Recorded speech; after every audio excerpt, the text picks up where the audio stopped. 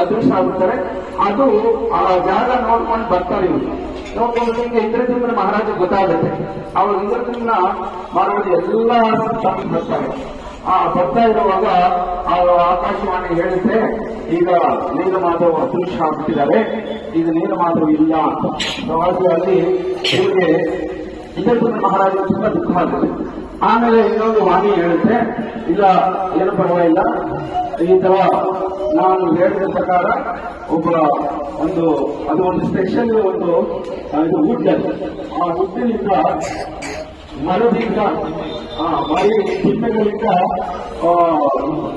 ಸಮುದ್ರದಲ್ಲಿ ಸೇರ್ಕೊಂಡು ಬರುತ್ತೆ, ಅದರಿಂದ ನೀನು ವಿಗ್ರಹ ಮಾಡಬೇಕು ಅಂತ ಹೇಳ್ತಾರೆ. ಸೊ ಅದಕ್ಕೆ ವಿಗ್ರಹ ಮಾಡೋದಿಕ್ಕೆ ಸ್ವಯಂ ಆಗಿ ಯಾರು ಬರ್ತಾರೆ? ವಿಶ್ವಕರ್ಮ ಬರ್ತಾರೆ. ಅವರು ವಿಶ್ವಕರ್ಮ ಹೇಳ್ತಾರೆ, ನಾನು ಒಂದು ರೂಮಲ್ಲಿ ವಿಗ್ರಹಗಳನ್ನ ಮಾಡ್ತೀನಿ, ಆದರೆ ಯಾರು ಮಧ್ಯದಲ್ಲಿ ಬಂದು ಯಾರು ಬರಬಾರದು.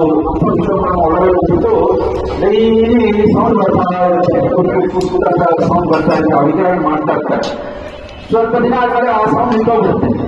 ಆವಾಗ ಮಹಾರಾಜ ಗೊತ್ತಾಗುತ್ತೆ, ಈ ವಿಶ್ವಕರ್ಮ ತುಂಬ ವಯಸ್ಸಾಗಿರೋರು, ಇವ್ರೇನಾದ್ರು ಆರೋಗ್ಯ ಮಾಡ್ಬಿಟ್ಟು ಬಾಗಿ ತೆಗೆದ್ಬಿಡ್ತಾರೆ.